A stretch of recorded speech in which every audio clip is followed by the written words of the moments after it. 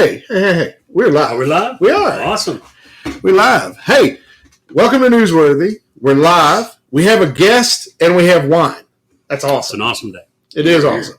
Clay Davis is with us today. We're going to talk about some national surveillance. He was with us once before when we discussed the same issue on the state and local level, and we're certainly glad to have him back with us when we take a look at the same thing on a national level, which is far scarier than the local level. Yep. And we have a very fitting wine for today. And the only reason we're drinking wine today pretty much is because we have Clay here, and that gives us a good excuse. Not the fact that we're alcoholics by now.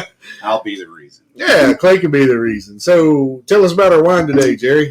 The name of it is Liberty Creek. That's unimportant. The important part is the three most important words for any wine.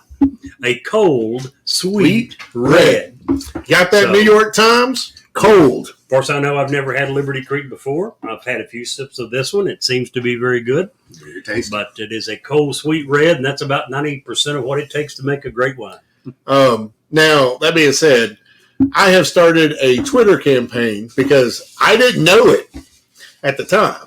But Stella Rosa has a Twitter account. So now I'm tagging us in every single thing in Stella Rosa. Hopefully we can get a corporate sponsor out of that. as much as we drink and promote their product, for free, they should definitely. They do make a good wine. I mean, we don't need money. We're cheap. Send us a bottle of wine every now and again. I thought you were going to say send us some. Yeah, we'll hashtag that all day. I thought you were going to ask for a masseuse. No, that's your job. No, you and your small towels. Me how much you want to try out the no towel masseuse. Oh no! I'm about as much into that as you are into feet pics. I wasn't supposed to say that because Robin's not here. I'm sorry, Robin. That didn't happen. She doesn't listen to the podcast. Cool. So we're and be honest, she doesn't care. she has to listen to this all the time. We don't exactly right. Why would she tune in for bonus material, bonus content? She gets that her whole life. I promise you. She doesn't want to hear extra. She hears us talking on the phone all the time. It's crazy. She's like, I hear that all the time. I don't need to hear it on a podcast. If you start talking about murderers or something like ghost or crime, things that I fall in the rabbit hole for, she listens to all that. But I know she doesn't hear that much from you at home. Why? It was just the other day when you was telling me that you hadn't spoken to her in 4 years. You said you thought it'd be rude to interrupt her. Remember? Whoa! Ouch! Oh man! Oh, she is definitely listening to this episode. I guarantee. You said you didn't listen. I told you. The only thing that's going to save you is that when this episode airs, save me. We're going to said this. We're going to be in Mexico. As Jerry closed that statement, he downed that glass of wine too, man. He's like empty now. He's just like put a period on the end of the sentence. Like, I just threw his ass under the bus. Slam. Big time. Well, I'm glad you bring that up because I have a problem and I need to talk to you guys about it. Okay. Apparently, I've been getting flowers at work at the office. Oh, really? But all the buds are cut off of them. Is that right? It is. Like Morticia Adams, right? Yeah, I'm afraid I'm getting stalked. Oh, jeez.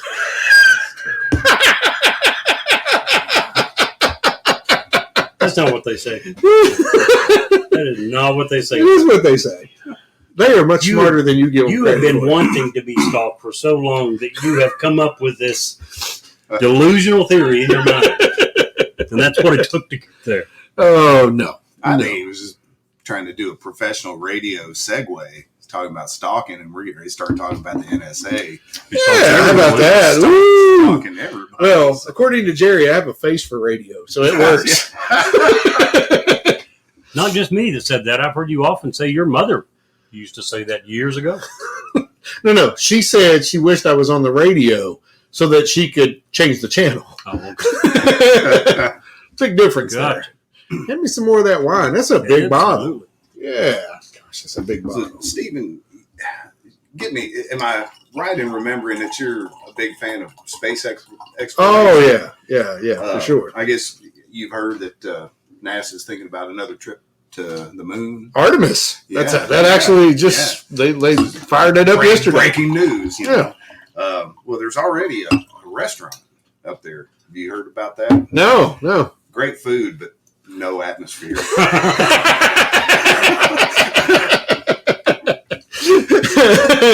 That's a good one. I like it. Yes, we've corrupted Clay. Yeah. Woohoo! I was able to make it topical too. That is sweet. So, how's everyone's week been? Let you start with that, Clay. How's your week been, man? Brutal, but it's over, so I get to reload and hopefully have another shot at another one next week that may not be as brutal, but we'll see. Clay serves a very, very important role. Vital role to the sanity and the livability in today's divided USA. Unfortunately, much to the chagrin of his body. Yes. But without Clay, there would be a lot of angry people walking around the town. So we appreciate what you do every day. Beer distribution business, and it's busier than ever. Now, do you work for a specific company? I've always been curious to how that works. As far as it, do you only work for Budweiser, or do you just market all of the beers? It's a split between. I work on the Anheuser-Busch side of things, and then there's another distributor in Kentucky that deals with the Miller products. We've got the Anheuser-Busch family, and then a lot of local products as well, like Country Boy and Lexington Brewing. And Cougar Bait's a good beer. Cougar Bait is the preferred craft beer for Kentucky rednecks. So, sweet. Yeah. Fitting. It's a very good beer, but I don't know that I can't personally justify its price. It's similar to several other beers that I also like, but it's expensive. But I do like it. They're in the wintertime, the Shotgun Wedding product is one of my all-time favorites. It's just a really good beer, and because it is unlike other beers that I can find on the market, I don't mind paying a little extra for that one. Sure. But I do see your point. There are, for a 6-pack, it is a pricey price tag. Who is got Yingling in this area? That's us. Yeah, Is it? Okay. And typically that is normally distributed by Miller distribution centers. We got lucky and ended up getting a contract on it. So we're one of very few Anheuser-Busch distributors that actually handles Yingling. Sweet. There might be one more. I like their flight product. I'm a big liker. I like the ultralights. The lighter it is, the better, and that's why I like the neck so well. I really do. I enjoy that very much. Yeah, it's starting to really take off, and that Yingling Flight is a top drawer ultralight. Yeah, and it has a good beer flavor for a light beer. Probably the best one of the three that I drink, which is Mick Ultra the next, and then the Yingling Flight. So you're not alone. There's a lot of people that say Dos Equis lager. It's a good one. See, we always talk about Mike on this show like he's ever a guest, but he's one of those people, him and his wife, they drink that dark, brown, black, coffee, mocha, jamocha. Those are the same people that hate cold, sweet red wine. I know. So, I the darker, the thicker, the better. And I'm like, I tried to have one, and I don't remember the name of it. I was down there several months ago, and they had one kind of beer, which is very rare, but they only had this one, and it literally I could have drank it with a spoon. it was rough, and so very high in hops, probably. I have no clue. I am not a beer brewer person. I just know that was thick enough you could use it as drywall mud. We call that a breakfast beer. There you go. There's a restaurant in North Carolina. No, the name you're of kidding. It eludes me. Oh. That has the world record for most number of draft beers on tap. Oh, wow. It's 400 and something. Next time I'm in that area, I'm definitely going to have to stop by. I just can't even imagine. Do they offer a hotel stay? Really, I'm sure they absolutely should. 400 draft beers on tap. That's insane. It's a lot. If I were to sample a third of those, I'm sure that the national surveillance that is being done would bother me far less. Maybe that's the way that we deal with this. That's one way of dealing with it. Is stay inebriated. Well, I guess. Same as putting your head in the sand, because the things we're going to talk about today. That's not near as much fun as inebriation. No, Yeah, no. Jerry. Harder to breathe. I'd rather have a beer. Or 12. Yeah. Right? Yeah. Man, it's been a long time since I had 12 beers. Not me. In fact, I can tell you the last time I had 12 beers. Red Dog was still a thing when the last time I had 12 talking beers. about like the 90s? Yeah. I wasn't even 21 then, but Long ago. that was a long time ago. Yeah, man. I got away Red from Dog. that. And I just got my first apartment, and it was the grossest, nastiest. I mean, who's going to rent an apartment to a 7-year-old, right? Yeah. So you know the kind of apartment it was. And me and a few buddies went together, put our whole paychecks. We just wanted to have the whole. Back in the day were the party movies, and they'd open the fridge, and it was just completely full with beer. Stocked with beer. So we did that just so we could take a few pictures. And then we had a big party that night. And that night, I don't remember much that happened after about 8 o'clock. And I do remember when I woke up the next day, there was like 10 people just laying. I'm hoping they were alive, but the refrigerator was empty. So if people drank it all, great. If they took it when they left, that was okay too. They did leave me some cheese, so I had a sandwich. But at least they didn't draw things on you while you passed out, like so many of my friends were all. If you passed out, you were the first one to go down. Bad things happen to you. And, no, I had a math teacher for that. Okay. Every time I went to sleep in class, often. Yeah, as soon as I went to sleep in class, man, I woke up with permanent marker fingernails and Viking scars, and that was rough. Miss Howard, I love you, Miss Howard. But yeah, she probably wouldn't exist in today's world as far as teaching goes. We had a teacher in middle school, Mr. Ezra. And he knew that there was a severe weather drill coming up in the weeks to come. Oh, no. So, and he was our world civ teacher. So it tied in nicely that he said, no, you can't, we got to keep this a secret. We're going to practice in secret. And we were like, practice what? He goes, when we line up for the weather drill and we're all hunkered down covering our heads, I want you all to bow and say, there is no God but Allah, and Muhammad is his prophet. So that wouldn't go over today either. For weeks on this until we all had it perfected. And so there was a whole classroom of kids that went out in the hallway. And as this weather drill was going on, we were all out there just giving it hell. Just, there is no God but Allah, and Muhammad is his prophet. And we were going through the motions and everything, man. And everyone was freaking out. And thought it was funny and so on and so forth. And I got to thinking, I was like, there's no way he could have gotten away with that and kept his job today. No. Yeah. No. And probably shouldn't, to be honest. No. He was teaching world You think it's deserving of Listen, fired? oh my He was gosh. teaching world And I don't know if Mr. Kaywood listens to our show. This is a show that I think he would enjoy. He was my English teacher in a couple of different classes in high school. And he was a teacher that would not fit in today's world because he would personally insult you in front of the class. Yeah. As an example, I tried to do the vanilla ice thing on my eyebrow. When he put the lines in his eyebrow, ended up shaving off half my eyebrow. Oh, man. First thing he says to me as I walk into class, he goes, and Mr. Kaywood was very pompous and very, he was a professor among high school students, okay? He said, good of you to join us today, Mr. Lindsay. I see you've been browsing around.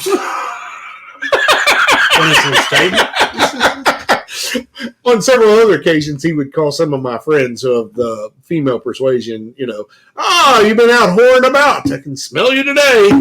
Wow. Yeah, just holy moly. Yeah. The first statement could be excused so many different ways. Yeah. Pouring around to a young lady, no. Not going to get by with that. No, probably not. Anywho, that's not what we're here to talk about today. We're here to talk today about national surveillance. The NSA, the CIA, and the government in general. And scary stuff. Pretty scary stuff. It's a powerful mechanism. And we were talking a little bit before as we were settling down and getting ready to do the podcast we were just scratching the surface about what they deem is okay and what Jerry, you had brought up the fact that our populace, the majority, even want more surveillance. And I don't think that those people, most of the people that answered that survey, have any clue just how much they're surveyed. Their phones, their tablets, I'd say you're probably right. I also believe those people don't care. Yeah, you're probably right. It's the same. We've talked a lot about that. As bad as their politicians are, they aren't to blame. We are. We're the ones that vote them in. And we continue to tolerate it. If we, the people, tolerate it, we will get no better. Yeah. So as long as we allow this. So, yes, those people who are saying, I think that it makes us more safe, so take more of my personal liberties away because it'll make me safer. Those are the same people who probably go to the polls every 4 years and pull the same Democrat or Republican levers that they're used to. They're not informed. They don't know what they're voting for. And in this case, they don't know what they don't know much about the question that they're being surveyed. So I agree, but I don't think they really care either. So, that's a big part of what I do. The motivation behind what I do has a lot to do with the fact that so many people are accepting of it.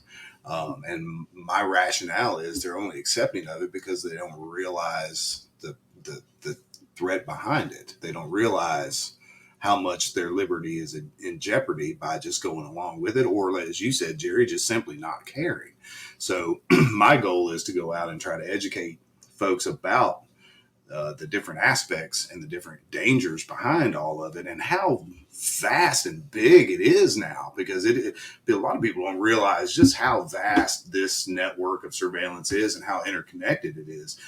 And what I see when I engage people, whether it be in person or online, is there is an eye-opening when people do actually kind of get that framed up for them. And people will start to kind of become more inquisitive, and that will lead them to maybe be more concerned about things once they realize that some of the things that terrify me and keep me up at night, when I hit somebody in their wheelhouse and really describe to them how it actually is in their lives, whether they realize it or not. That's what keeps me out there doing things, is just to kind of get more awareness, because as more people become aware, then they have a proclivity to become more agitated by that. And we start getting that lack of tolerance that we were talking about, because if people don't know and they don't care, then they're certainly not going to stand up against something. But once you can get them to actually get some skin in the game, then if I can increase the number of those kinds of people, then we are moving the needle towards decreasing the tolerance level. So let me stop you there.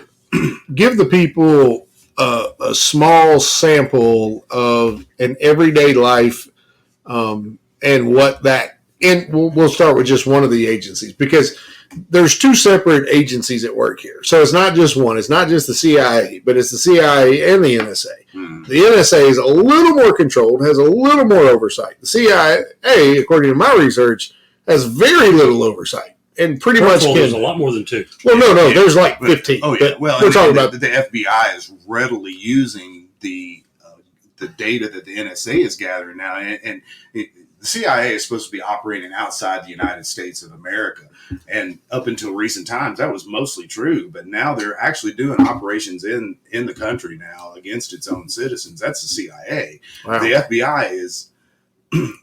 For instance, the FBI recently, it became a matter of public record that they have been accessing the NSA's data collection. Now, the CIA and the NSA hit that same system to target Americans 7,500 times between the two agencies. In the same year, the FBI hit that same system 3.5 million times. Oh, geez. Okay, so that is the FBI literally going for fishing expeditions without using a warrant, trying to uncover things that they could investigate. To me, that's where we get. Oh, go ahead, Jerry. Well, what the database that you're referring to is, there is a law, and I forget which one, that allows the government agencies to collect information on foreigners because they are not subject to the Fourth Amendment. Yes. They do not have protections against search and seizure.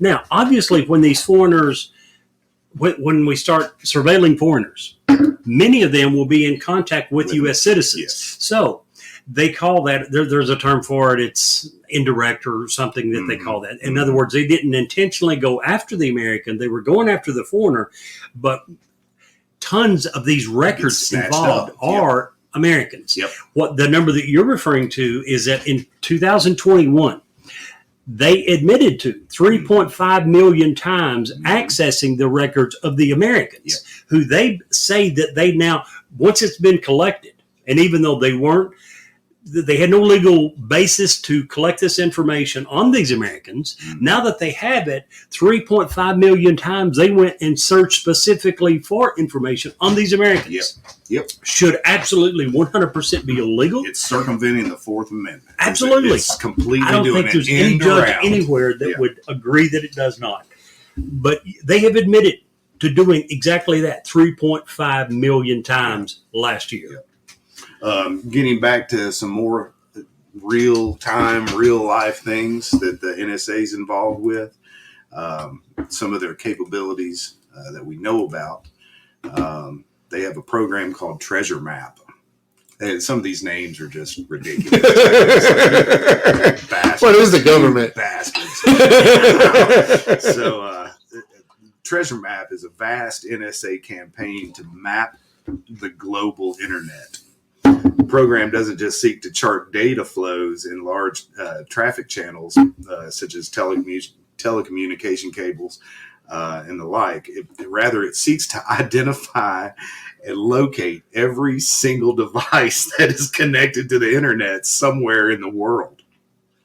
Every smartphone, every tablet, every computer, anywhere, all the time, according to NSA documents. Okay, wow. So they're not just tracking you. They want to know where to find you. They want to know, nowadays there's such a thing as a smart refrigerator. And if food items have an RFID chip, your refrigerator can read those packages and keep a running inventory of not only what's in your fridge, how long it sits in your fridge before you throw it away, if you completely consume the product or only partially consume the product before you disposed of it. Okay, these are all, and because those items are connected to what's called the Internet of Things, the NSA has access to all that too. So this is like dumb stuff about, it's very likely that the very building we're sitting in right now has what's called a smart meter, electric meter on your house, which tabulates how much electricity you use. It also tabulates what time you go to bed, when you turn all the lights off at night. It tabulates what time you go to work, when you're away from the house, when you're back. All these parameters can be monitored, and a story can be based on, you can basically come up with a narrative. Against you. Yes. Well, we know that Jerry's going to be out at 8 going to work. We can go in and do whatever we need to do inside his house, and no one's going to know the difference. Let's say, for instance, that you, heaven forbid, decide to run for public office and you win. Okay, and let's say that you are not, that Stephen Lindsay is not necessarily in support of many of the things that the government feels you should be, and your cell phone, when you lay down at night, communicates and identifies that your cell phone is also in proximity with Mrs. Lindsay's cell phone every night at 10 o'clock at bedtime. And that the next morning when you wake up, it's still in proximity to Mrs. Lindsay's cell phone. Well, there's one night, heaven forbid, and this is just, in case Robin is listening, this is just a hypothetical. Let's say that one night, Stephen Lindsay's phone at 10 o'clock is in proximity to someone else's phone, not Mrs. Lindsay's, but some other woman. And that the next morning it is still in proximity to that very same phone. Oh, geez. Do you think that the government now has some kind of leverage over a politician? Oh, absolutely. Of course they do. And they have that capability. Even if you don't think the government would do that, how about John Q. Smith? Yeah. One particular guy who hates your guts. Yep. He doesn't agree with you for whatever reason. And maybe it goes against all the rules. Maybe his supervisor and his supervisor doesn't agree with it. But maybe this one analyst happens to Google you because he hates your guts and he finds that information. Does he not have blackmail over you? Oh, absolutely. Pretty much anyone in the world, if they're presented with evidence that could be taken to their spouse and saying, hey, he's cheating on you and I have proof of it, you've just opened that person up to blackmail. And yet our government has this power. Another power that was recently shown, not in the United States, in China. Do we have the capabilities? Probably. Nothing has come out yet. But at the beginning of the pandemic, when people tested positive in the United States, we would do contact tracing. We would bring them in, set them down. Where have you been in the last 3 days? Where did you go? Who did you talk to? Who did you come close to? That's contact tracing. In China, they did the same thing, but they didn't stop there. They went to every feed of every cam and used facial recognition software and could tell who that they were within 5 or 6 feet of if they were anywhere in public. China actually gives you a personal score based on all the cams that they have available. So if we think for a second that those same abilities are not in the power of several of these acronyms, by acronym, DOJ, FBI, Any of the CIA, agencies. yes, any of those, you better believe they have this power. You better believe that it's not making the news and they're not calling you in for contact tracing. They're trying to keep it too big of a secret. It won't be revealed for probably some time. But I guarantee that same stuff is probably going on in the U.S. It is. Yeah, they're without question, Jerry. And they're at the bare minimum, there's 15 alphabet agencies that have access to the NSA databases. And that's just the ones we know about. More importantly, in addition to those 15, prosecutorial agencies also have access to those databases. And by that, I mean the people who are going to decide whether to bring charges against someone or not. And that's where I think previously we had talked about, we just basically touched on parallel investigations.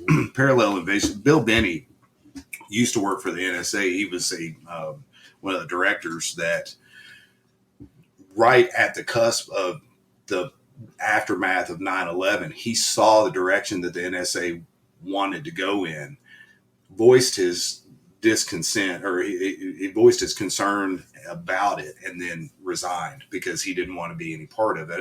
Up until that point, according to Benny, they did have a morality about how they went about it, and they did take the "don't spy on Americans" thing very seriously. All that changed with the throw of a switch when 9/11 happened. But when prosecutorial agencies run a parallel investigation, they end up receiving warrantlessly obtained evidence against someone illegally. And they use that information that they've gotten from the NSA as a basis to go get legitimate warrants on someone. Then they go looking for things that they're not supposed to know about because they got the information illegally. They go, they get it, they get the warrants, and then they go build a case that they can actually put together in court, and no one knows that this parallel investigation has taken place. The moment that if a defense attorney does smell that in the wind, and they start to pursue, hey, there's parts in the discovery that we didn't see that make us suspicious that there may have been a parallel investigation. Typically, prosecutors will drop the case so that they don't have to even have that conversation in court. It's a very dangerous thing. And Bill Benny, the gentleman I was talking about in the NSA, I'll try to paraphrase the quote, but he said that the parallel investigation existence in America might be possibly the most dangerous thing in America since the Civil War. That's how seriously he felt this thing could go in the wrong direction. And apparently it's something that the government utilizes all the time. Again, another device to circumvent the Fourth Amendment or to do an end round around it. So, which is one of our most basic rights. Yes. Without which, you really are in some, as Donald Trump would have us believe we're already in, some third world banana country. But yeah, the protection against illegal search and seizure is, well, it's true. And you can, This guy. Donald Trump is constantly saying that. Always a dig. And we'll get into it next week, but Trump just pisses me off so bad. He just lies so much and so much crap. It just, pisses me off. Oh, well. I had something else I was going to say, and I totally lost it. You started saying something a second ago, Steve. What was it? Well, I was just going to play answered it right after I was getting ready to answer the question or ask the question. At what point does a judge sneak in and say, you didn't get this legally and it's No. out? Yeah. I think you missed the point. Yeah. They I didn't did. introduce any of that stuff. No, I know. And that's what he said at the very end. That's why. But they use that. In other words, if I committed murder tonight and evidence that they obtained Public illegally, disclaimer, Jerry has no intent of committing murder tonight. Yeah, pretty much. If it is, it'll probably be myself. This wine is good enough that probably kill myself trying to get into a car. And drive. I mean, we're talking about the CIA and the NSA. Somebody somewhere is listening to this conversation. Don't let I them guarantee you. We mentioned a few weeks ago, you and I, several years ago, on a phone call, decided we were going to say every possible code word that we could to get. We had heard about the software that the government was using to automatically screen off phone calls, and they were looking for certain words. So we were using bombings and Muslim and Allah and terrorism and every other word we possibly could to make sure that we ended up on that list. Fertilizer, nitrate, trucks, McVeigh, Oklahoma City. I think that's got their attention. Maybe it'll boost our numbers. Really? We'll notice if DC or Maryland's numbers spike. Well, that's funny. Another capability that the NSA has, oddly enough, they can infiltrate platforms like YouTube, and they can inflate the number of views and likes artificially. They can also detract from if a video gets 1,000 likes, they can bump it down to 2 if they want. How is that? How are they able to do that? They're able. They have software or malware that they can use to do these kind of things. They can also suppress YouTube accounts. They can essentially what would be considered shadow banning by the company itself. The NSA can do that. Okay, so since our last conversation, I've taken my Ring doorbell off the house. Good for you. Good for you. Huh? Wow. Because I don't want them looking in on my front porch. It depends upon your router and the settings in your router. They very well may not have access to that. I don't care. Here's the point. The majority of Americans don't know how to secure any of this. Right. Earlier, you're talking about the Internet of Things. Mm-hmm. And it doesn't matter if it's a smart microwave, an oven, a refrigerator. All of that is part of the Internet of Things. Mm-hmm. If you know enough, you can secure your router and keep that from being broadcast anywhere.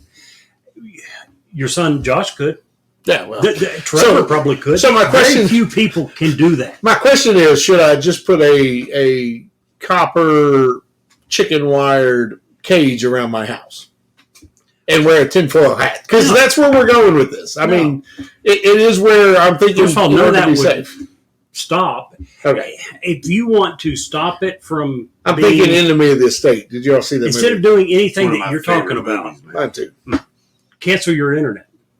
If you have no internet access, none of this can be monitored, because how's any of it monitored? Through the internet. So wait a minute. March 12th, 2014, NSA has developed implants for routers that enable it to access information sent through virtual private networks. So I actually get around VPNs as well, well. it depends. I actually have if you get rid of the software that come with your router, and I'm trying to remember the name of it. I'll look it up in a second. There is software out there that's developed by the public domain software. Yes.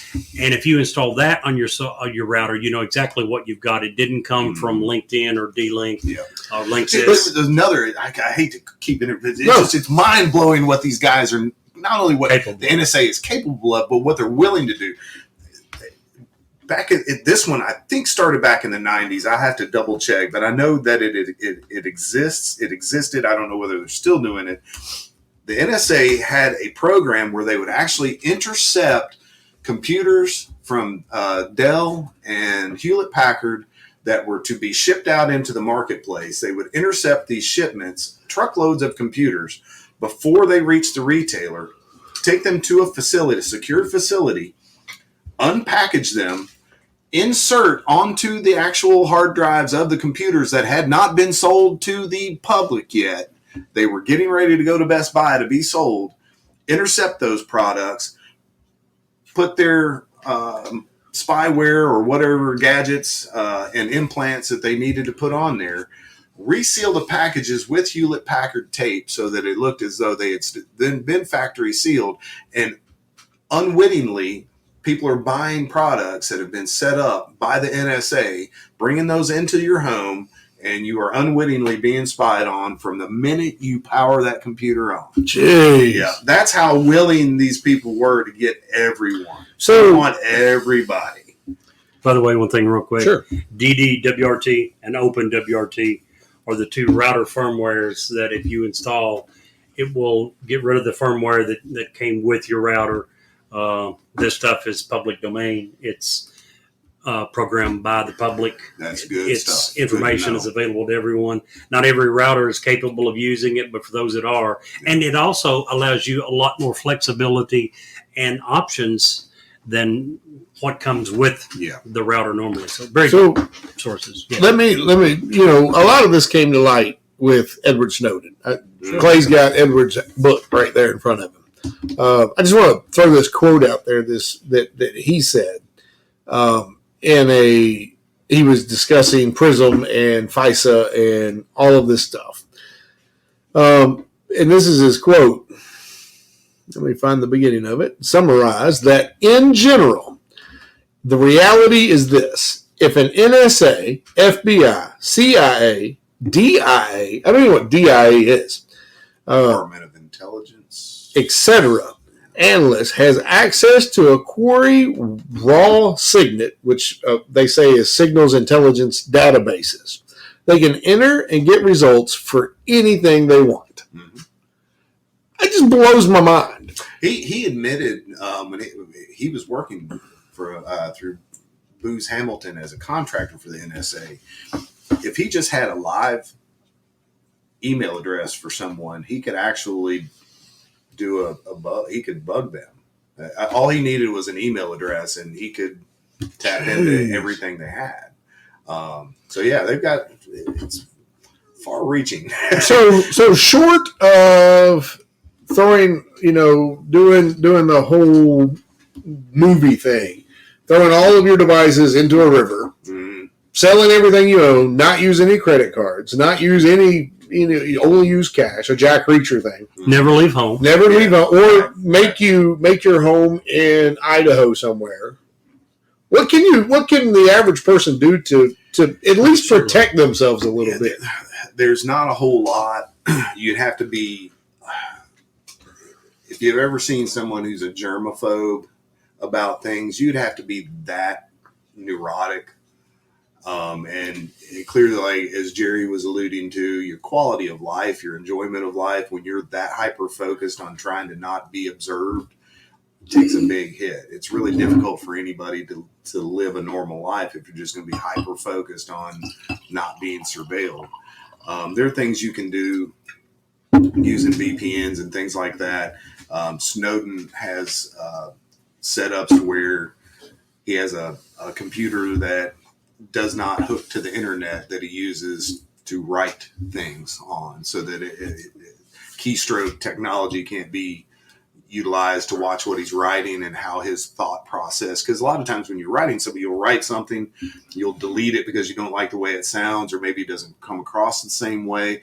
Anybody who's able to observe your keystrokes, they're not just looking at what you're writing. They're watching how your thoughts work, because you may censor yourself or rewrite something. Could you say that one more time? As I think that's important to hear again. as you're typing out an email or an article or a story, and you write something and then delete it and rewrite it, you are essentially allowing someone not just to see how you write, but how you think. They are able to make determinations about how your thought processes work. You decided to scrub this for a reason. Then they start asking themselves, what was it about that person didn't like? And they start making inferences. Well, this person didn't like that because it sounded too woke. This person didn't like the way it sounded because it sounded too righty. Whatever. So they start making decisions about how you think based on how you write. So there's a number of different, and you can talk to any number of experts, and they're all going to have their proposed way to circumvent being surveilled. It is so rampant and widespread now. I don't know that there is any one guaranteed way to do it, and you would have to be so neurotic that it's almost impossible. So the bent that we take, that I personally take, and that I know that the 10th Amendment Center takes, is trying to combat the NSA's prevalent surveillance and all the other agencies who tap into that by simply trying to put things in at a state level from a legal aspect that make those types of operations illegal in that state. But even if it's illegal, it has to be done through a warrant. It has to be done in a constitutionally acceptable way. And it's funny, it's sad that we have to make, if the Constitution is the supreme law of the land, that we have to make laws that say you have to follow the Constitution. That's ridiculous in and of itself. But if you specifically zone in and have legal or laws on the books that say this particular behavior is not acceptable in the state of Kentucky, the state of Tennessee, the state of New Hampshire, then you're tapping into the 10th Amendment, which basically says any power that is not an enumerated power granted to the federal government by the Constitution automatically falls back to the states.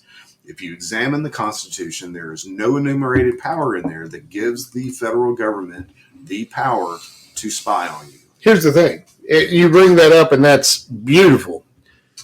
The New York Times just last week on the 19th wrote an opinion. It was a guest essay stating for the first time publicly, and this just shows you where, the government and or people that work for the government will sow seeds. Uh-huh.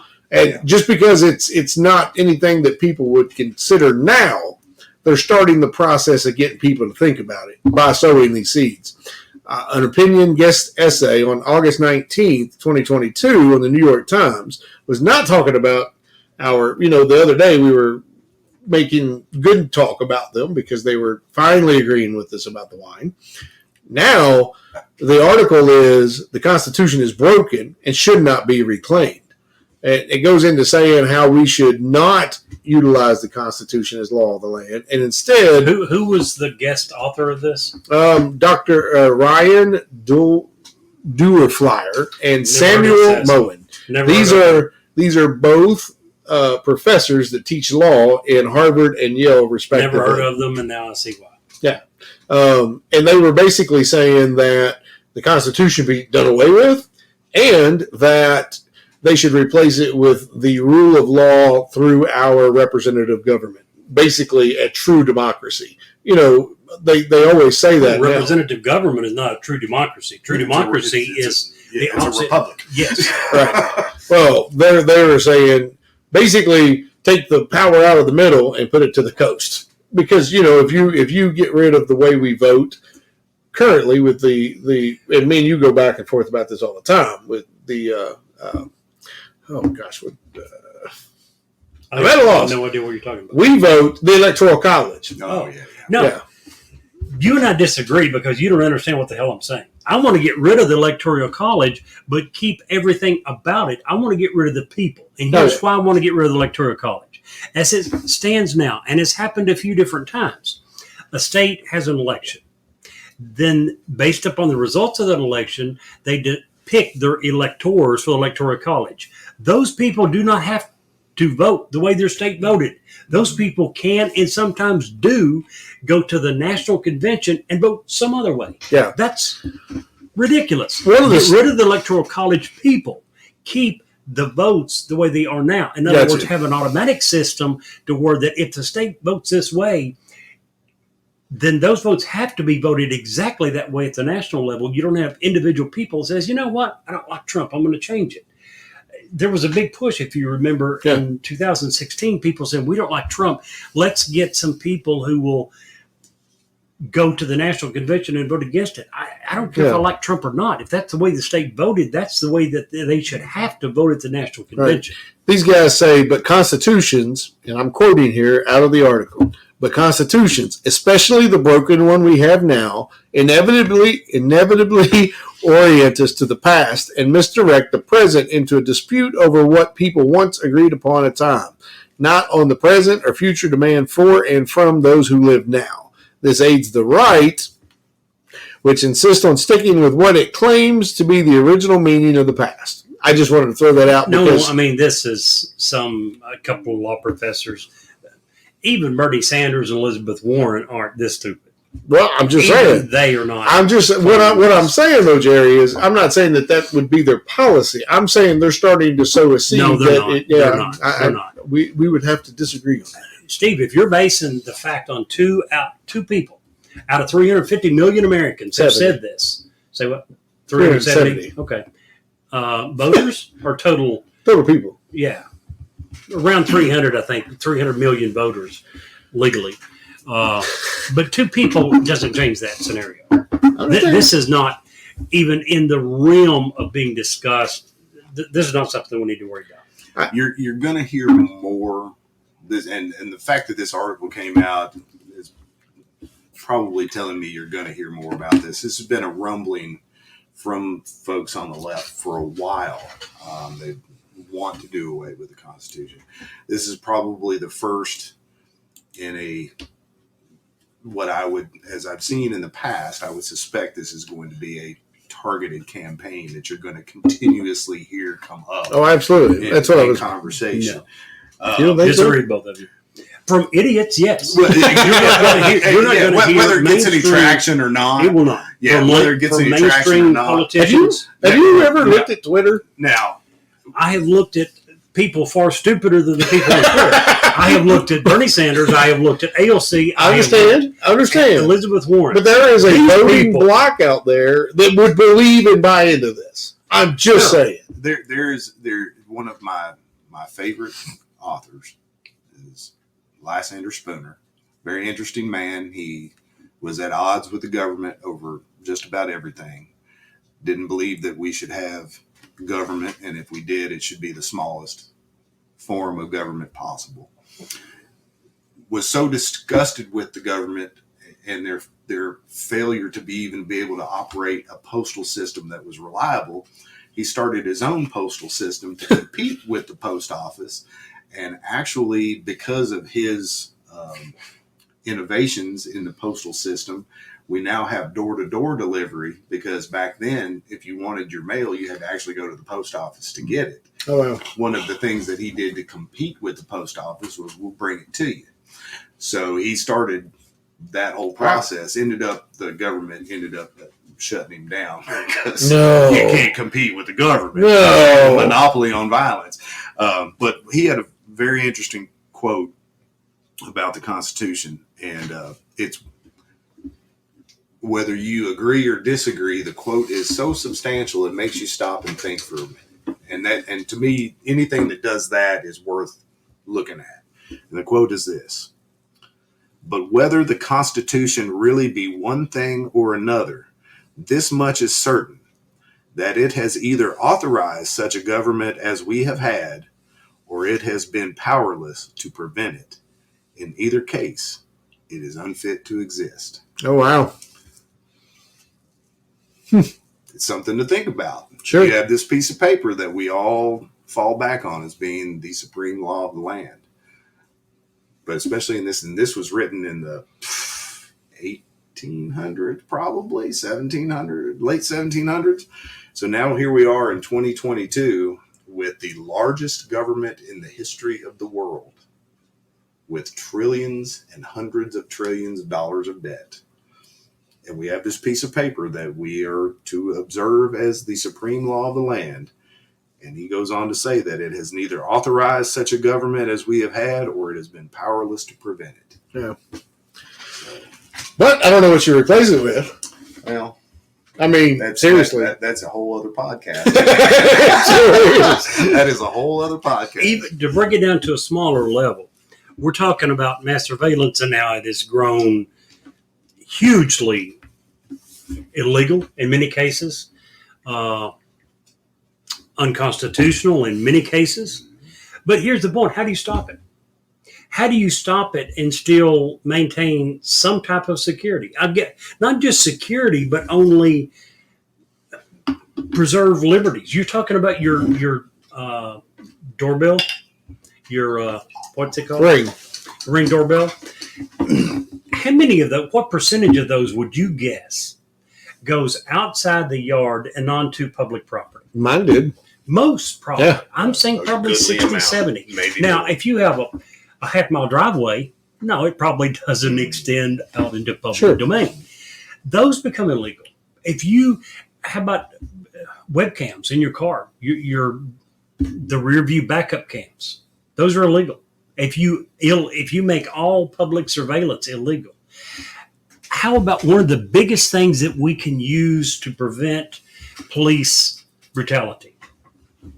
Surveilling them, right? No. Cell phones in public. If we're going to make illegal all public surveillance, all public video, you have made it illegal for you to be able to videotape the police breaking the law. So now there's going to be no proof in court to stop those guys. You can't. That's the crux. Is you can't interfere with someone's ability to try to rein in freedom of speech, freedom of press, and I've done some audits before, and where you go out with a camera and intentionally try to get the police called on you, so they come out and challenge whether you have the right to do that or not, and then you use that as an educational tool to educate not only the police but also the I see those videos a lot. They're very. I can get hooked on and watch them for hours. One of the things, one of the best lines I ever used doing that was because I was telling the police officer, the freedom of press grants me the right to anything that's visible to the eye in public. I am able to photograph or record. There is an exception to that. It's the freedom of the press. And he goes, well, do you have any press credentials you can show me? And I said, do I have to show you credentials to exercise my freedom of religion? And the cop looked at me, perplexed, had no response to that whatsoever, because it's horse crap. Of course you don't. I do not have to show credentials to go into a church and practice my religion or not practice it if I so choose, nor do I have to go out and produce some kind of credentials saying that I am actually with an accredited press outfit. That's horse crap. And most of those rights of the press, not all, but most, also apply to the general public. Yeah. I can take a camera out in public and take pictures of whoever I want. Yeah. If you have cameras in your car, your dash cam, your rear view backup cam, those are doing it automatically all the time. Those are legal. Well, and to me, and this is just my perspective, and the opinions are like buttholes. Yep. To me, I'm much more comfortable with the public having those types of surveillance apparatus than I am with the government, because I've seen the nefarious aspect of what the government can do and is willing to do and has done, and I know that it's only going to get worse. Generally speaking, even though there are bad actors out in public everywhere, and there are people who like to peep and Tom, and you've got all these drones nowadays that can fly right over your backyard, and if the missus likes to suntan topless in her backyard, there's probably guys that are watching. There's not much you can do about that. But in the larger perspective, the majority of the public that utilizes surveillance are doing it for their own safety and their own security, to protect their belongings, their homes, their families, their treasure, whatever the case may be. And we all have a right to defend ourselves. Sure. And it's not always necessarily with a gun or a weapon. If you have technology that can help you protect yourself, you should be able to do that. But I'm far more comfortable with those types of tools being in the hands of the public than I am with the government. No, I agree. But at the same time, I don't think you would ever be able to make it illegal for the government to use it and still have it legal for the public to use it. Mainly because they're going to say the government has a far bigger vested interest trying to provide security for the public. They're not, unfortunately, probably wouldn't look that much at the abuses. They're going to look, and there is a need for the government to have some surveillance. Mm-hmm. Police departments need to be able to surveil people. If not, they're never going to be able to convict anyone of anything if they can't do some surveillance. And that's the whole reason why the Fourth Amendment was put into place, because they knew that the government has to be able to conduct investigations, but they have to do that Fourth Amendment was put in place to tell the government what they were allowed to do in regard to that, how far they were allowed to go, and what was necessary in order for them to do that, through having to get those proper warrants and having to show the probable cause before they just go on a fishing expedition. But the Fourth Amendment also specifically does not state that any search warrant is needed for public surveillance, correct? Oh, right. That is correct. So public surveillance is not covered by Fourth Amendment. It's just not. Now, in your person, in your documents, there's a few other things it mentions, but not. And if you're doing a criminal investigation on someone, right, then a warrant has to be obtained. No, not for public. No, he's saying a criminal investigation. I'm saying they can do public surveillance without a search warrant. Oh, yeah, they can follow you around, but as far as wiretapping and things like that. Because you have an expectation of privacy. Right. But yeah, anything in public, it's a two-way street. In order, if the press is allowed to do it, then everyone's allowed to do it. Well, I just want to, bring up the point too that this is not a right or left issue. That is one of the best things about this issue I can work across the aisle, across any aisle, with folks from the left, folks from the right, folks in the liberty community, socialists, all walks of life. This is something that affects everybody. Yeah. And people ask me all the time, man, how can you work with Black Lives Matter on this, man? I'm like, well, because they're interested, and this is something I meant to touch on in the last podcast, and I'm actually a little bit ashamed that I didn't. Well, we're terribly ashamed that you didn't. The reason being is a lot of these surveillance tactics are used in a not so racially acceptable way. And when I say that, let's historically go back and look at what the very first surveillance laws were in America. Lantern laws. I don't know if you're familiar with lantern laws or not, but lantern laws, there were actually laws on the books during slavery that stated that slaves were not allowed to walk around at night unless they had a lantern with them. Okay? That wasn't so they could see without tripping on the road. That was so that they could easily be spotted, seen, and identified at night. And it also prevented them from having clandestine meetings where they might conspire to overthrow the massa. Okay?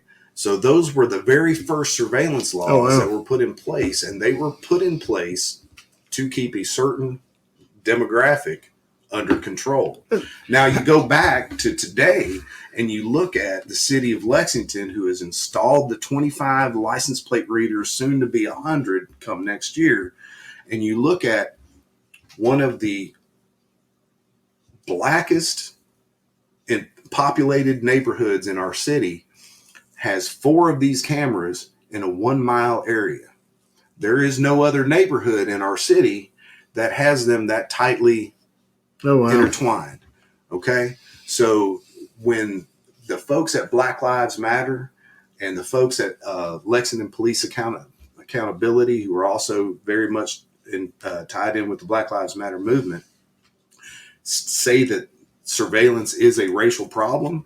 They have actual things to point to right here in Lexington that suggests that it is. And there's a lot of other cities that use them in what I like to say is, you're not finding these things in Greenbrier and Heartland and all the affluent neighborhoods. You're finding these cameras in some of the most economically challenged neighborhoods, and also some of the most racially diverse neighborhoods. And it's just stinky, man. It's lousy that they target it that way. Well, the one thing that I looked at when I was doing my research was the fact that I, from the outside, not knowing anything going in, would have assumed that this was a left thing. Yeah. What I found was that my heart was a little broken. My hero is the reason that a lot of this is going on today, because of one little order that he signed in 1981. And this is a quote from, and I just want to give my source, the Brennan Center for Justice. I like those guys. Yeah, they're pretty straightforward. They don't ask. And the questions is, has bulk collection ended? And this paragraph in the center of the article is the answer to that. You might be asking, didn't Congress end bulk collection? In short, the answer is no. In 2015, way after September 11th, when people started realizing what was going on, Congress passed legislation that ended the NSA's program and sought to prohibit bulk collection when the government is acting under the Foreign Intelligence Surveillance Act of 1978, FISA. But that law only applies to very certain types of surveillance that target U.S. citizens and happen inside the United States. When the collection happened overseas or falls into one of, and this is the important line here, falls into one of FISA's statutory gaps, it takes place under Executive Order 12333, issued by President Ronald Reagan in 1981. I have that actually. It's funny that you mentioned that, because I've got this little app on my phone that follows executive orders. Oh, there you go. And the reason I found that app is I was doing a deep dive on Executive Order 12333. Oh, wow. And if you read the damn thing in its entirety, it's frightening. Yeah. And Reagan did it. Yeah, he I set know. the whole damn thing in motion. And I don't know why you thought it was such a left issue. Well, if you want to look at the next biggest guy, it's George W. Bush. oh, by far. Because of The Patriot Act and Those the two guys- Keep America Safe Act. So this is really far more, if you want to look at presidents in charge when these acts happen, between Reagan and Bush, you're probably looking at 70-80% of. Oh, by far. Yeah. And, Yeah. you know, They and had that good is intentions. because They have right, good intentions. Again, it's not. The you road mentioned to this hell several is times. paved with good intentions. It is. But there's many times that it starts off as one thing. I don't think Reagan or Bush had bad intentions, but the potential of abuse is huge. I'll give you an example, totally off the subject, kind of. 30 years ago, my brother was dating two girls. It wasn't in secret. No I wasn't really exclusive I was like a teenager. arrangement between them. Everyone knew about everything. So both girls knew that he was dating both girls. One girl worked for the phone company. Okay? One girl worked for the phone company. Now, he would date these girls infrequently. He was working full-time. He was going to college full-time. Didn't have a lot of free time, so he didn't date a lot.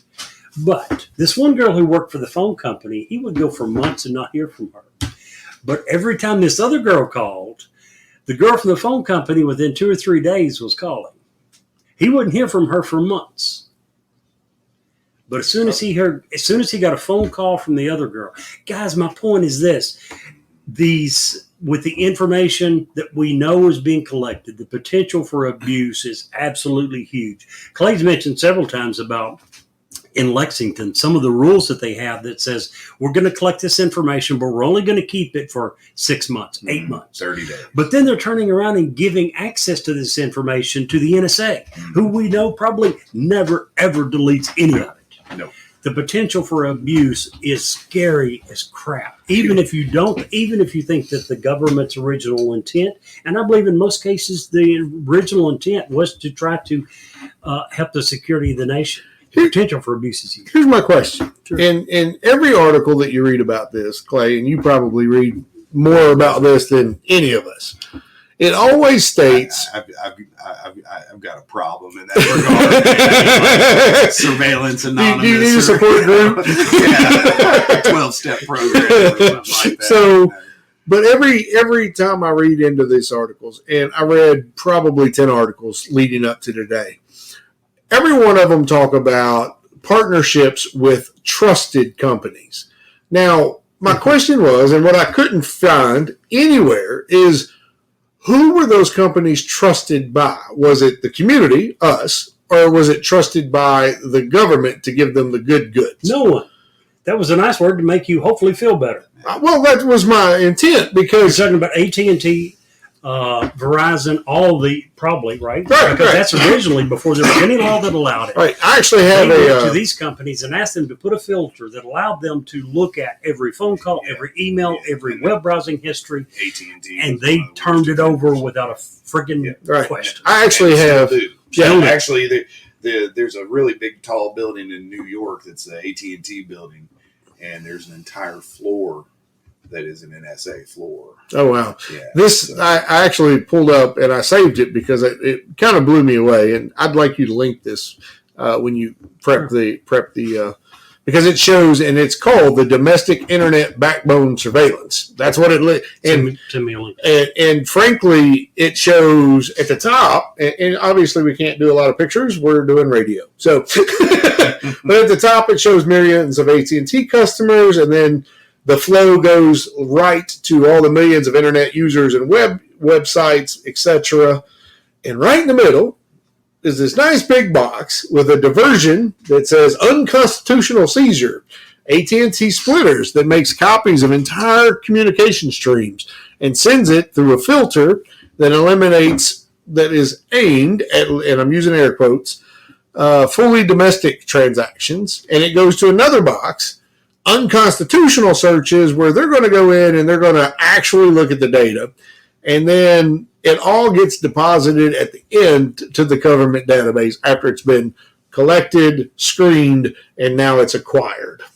Now, in fairness, AT&T certainly did it, but they are not the only one. No. Every major telecom company in the U.S. did the same. Yeah. And all of the big tech corporations now do the same thing, Google and Facebook. And Apple is one of the biggest ones that tends to stand up every once in a while and say, nope, not going to do that. Yeah, we're not You're going to have to take it to backdoor court. encryption and all this. They have made some stands, but they've also bungled. Yes, they have on several times. On some things that they probably could have had some more backbone on.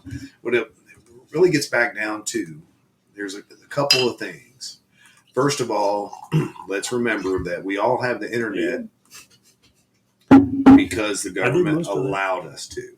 Okay? The internet was actually a tool that the government used to communicate within itself, and the military used to communicate within itself originally, and then it was made public. You mean Al Gore didn't invent it? Exactly. Imagine that. Al Gore? What? And if you do a lot of back tracing on how a lot of these tech companies, not necessarily the phone companies, it was AT&T and when it was Bell South going back however many generations or whatever, they all existed. You shouldn't prior say to all that. this. You are severely dating I'm yourself. old. I'm such a fossil, man. I'm such a relic, dude. But a lot of these tech companies, when you go back and you trace how they came into existence, they came into existence because there was quiet black money that was funded to them from the CIA, from the NSA, from the FBI, from the government itself that helped these companies get started. And they never forgot where they came from. So of course they have some semblance of deference to, and there are some people out there, I don't have enough to make these claims, or there are some people out there conspiracy theory wise that believe that the Googles of the world and the Facebooks of the world are essentially just CIA tools that were put out here and used. The NSA does have the ability to use fake Facebook accounts to plant malware onto your computer. They do all the, if you could think of it, they're doing it. I mean, in the most unassuming ways, things that you think are trusted and safe. When you say trusted companies, you know, the question is exactly who's doing the trusting here? Well, the government trusts them, then we should. I'm not so sure I do, you know. So I got two things. We brought up Al Gore. Studies and surveys after his loss to George Bush in the election said, because right after he lost the election, he grew a beard. Yeah. As soon as that was over, they did studies. Had he grown the beard before the presidential election, he probably would have won the election outright. Just what they said. Don't know where these stats come from. Who says that? These trusted companies? The second thing is, and I'm asking out of ignorance. Okay, I'm the first to admit that a lot of this stuff is way over my head. It scares the hell out of me, but I have a legit question. When we and when we say start our phone and we go through all the acknowledgments that we're going to, we'll accept, blah, blah, blah, blah, that nobody reads. Terms of service that nobody reads. Is that where it's written that your conversations may be saved? Probably not. A lot of this is flat out illegal. Okay. Always has been, never has been authorized under any law, and they continue to do it. Partially, some of it would probably grant the telecommunications company you're dealing with some immunity to prosecution or civil action from you. Okay. They would simply say, we were requested by the government, your problem is not with us, go sue them. Well, that leads to the second part of my question to that. If, say, we're having a conversation about whatever, and the NSA does intercept our stuff for whatever reason, is it illegal from the NSA's point of view for our telecommunication company to say, hey, the NSA may have picked up your stuff? Shouldn't we get an email? Okay. No. Actually, there is a law. And I'll tell you how some of these companies get around that law. If the NSA comes to a tech company and says, we're going to need you to compromise yourself and give us access to your database, your operation, let us monitor who's coming on and off, all the things. Oh, yeah, by the way, if you notify your customers that we're doing this, we're going to put you in jail. Okay?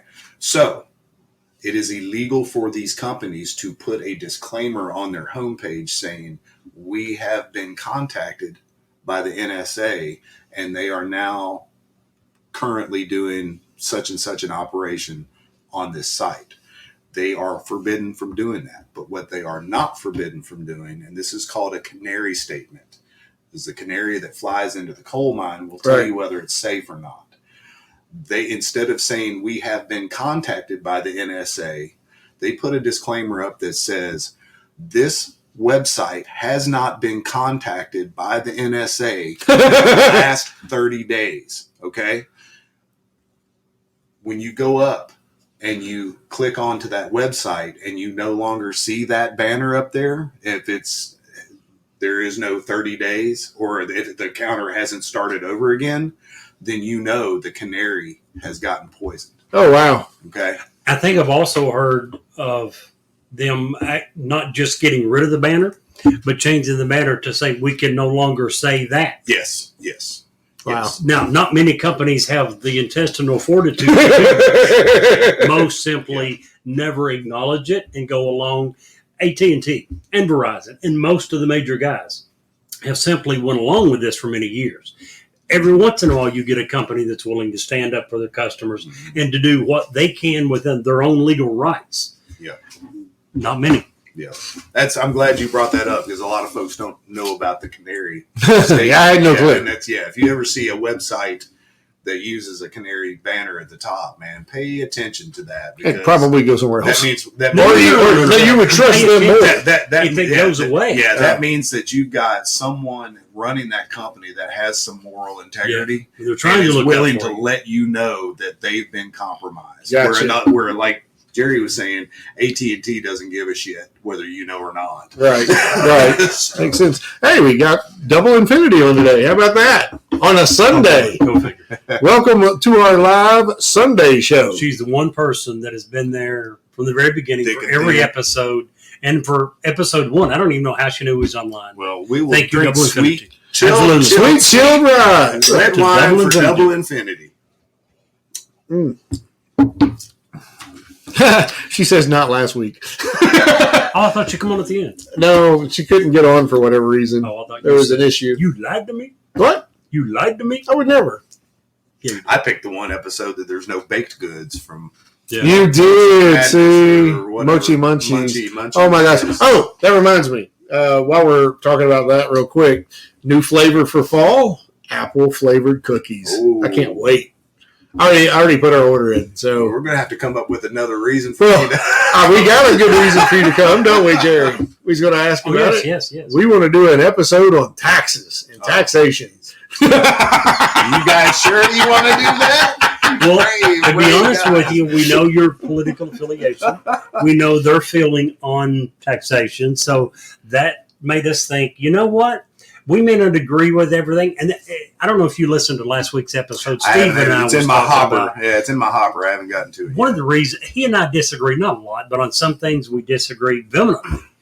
But we can still sit down and share a beer or a glass of wine and do it. Absolutely. Yeah. Which absolutely. is, our country's gotten to the point that it's really sad that there's so many people who are ready to go up in arms against their neighbors or disassociate entirely, because they don't have the exact same belief on some political issue. Yeah. It, to me, would be one really boring world if we all thought the same, felt the same, voted the same. Well, I can, for It's one, okay say to be glad be that we all don't look the same because No.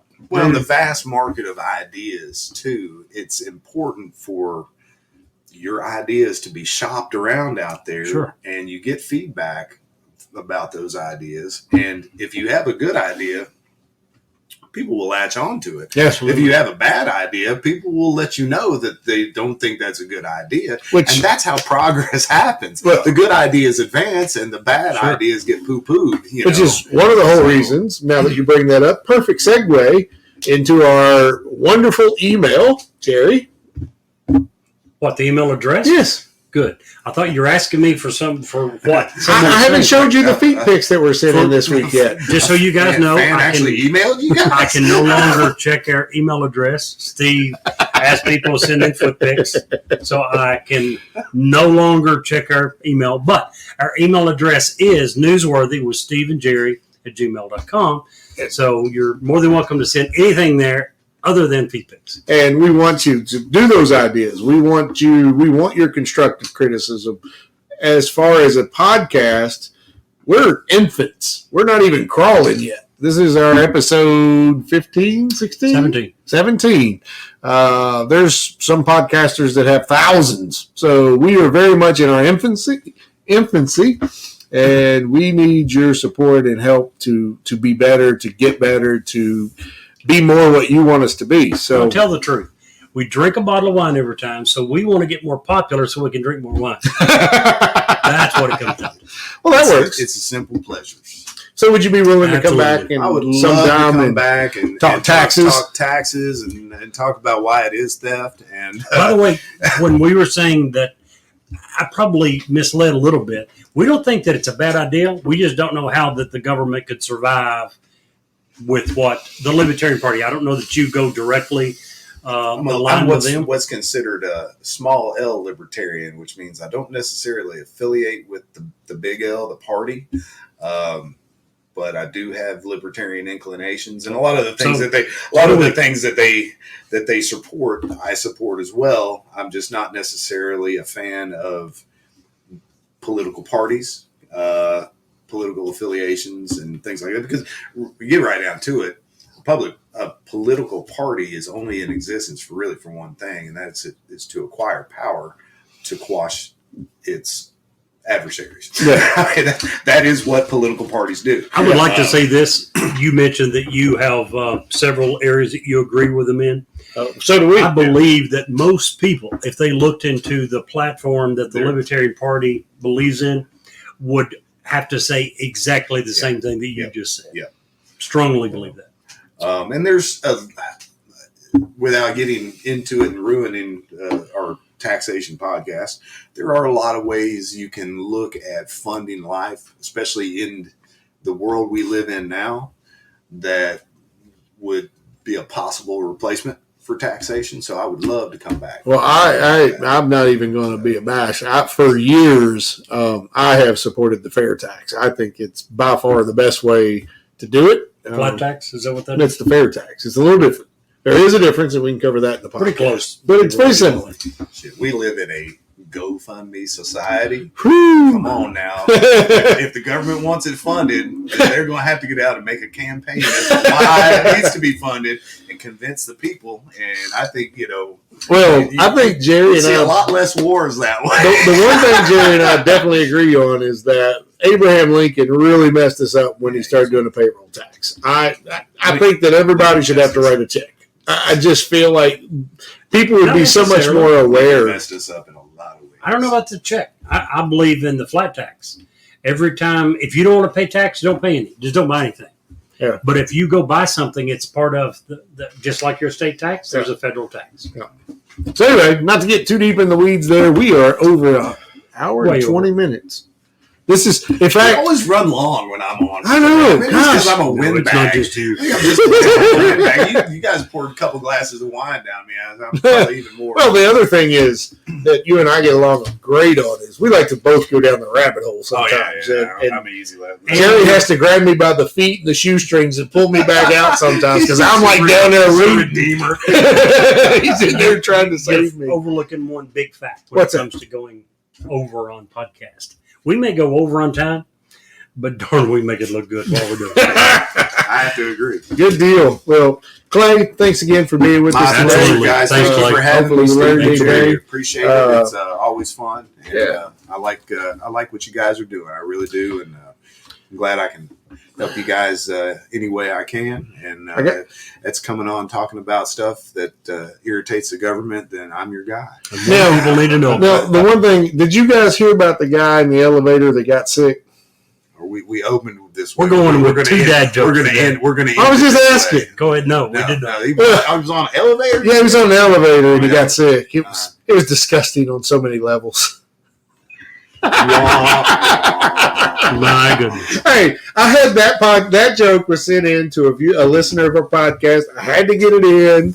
So That joke, let's be honest. You didn't think that joke was funny until, what, a third of a bottle of wine? All right, I'm gonna make a proposal. Okay. It's a bit of a ripoff. Woo. Tom Woods, he's a well-known libertarian podcaster. He had an episode. It might have been his 1,000th episode or whatever.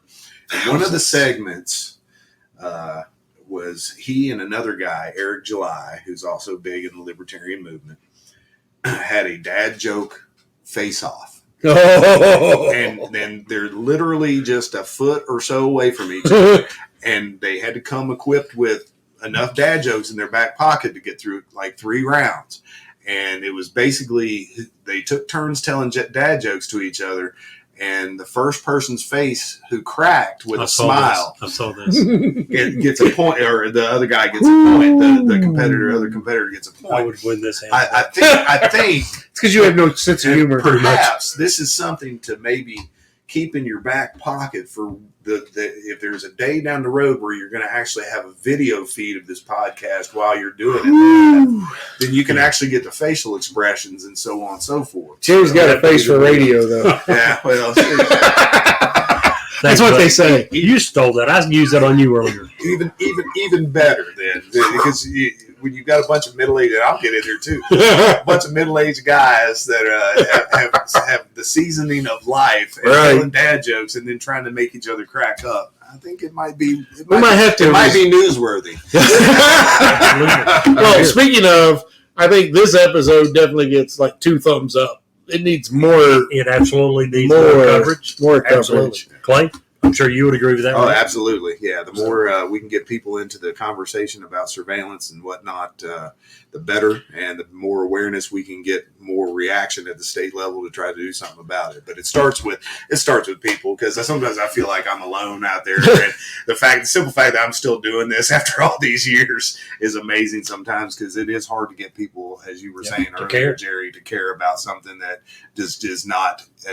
It's not visible in their face. Yep. Even though it's happening every day. Did you know Clay's son is a musician? I didn't until he got married, and Nick or Josh, or maybe both, had posted some pictures to Facebook. So I saw that. You may not know yet, but I've contacted Jake. Oh, okay. And cool. Jake is going to he's working on getting our opening segment used. Fantastic. Yeah. That's How awesome. about that? That's awesome. So we're going to have some new music if I ever from get a Jake podcast off Hambone Davis. I was going to have him do my intro music too. So if you ever, there may be a podcast coming soon called Something More Than Free with Clay Davis, but we'll see. I think I saw something on Facebook where he was, does he have some way to reach him if anyone is interested in booking him for gigs? Yeah, he sure does. And I'm trying to remember what that. I'll tell you what, we'll find it out and I'll link it to the episode. Yeah, you usually hit him up on Facebook Messenger. Jake Hambone Davis. Yeah. He's awesome. Yeah, he's awesome. Quite a musician. Anyway, just want to bring that up and give you that. Thanks for the plug, he's doing man. a good job, and he's doing rocking stuff. So we're going to use his intro music as soon as he gets me that 30-second clip, Jake. Mm-hmm. All right, guys. Appreciate everybody's time today. Thanks for coming out, Thanks, everyone. and we will see you next time. Bye, guys. See ya.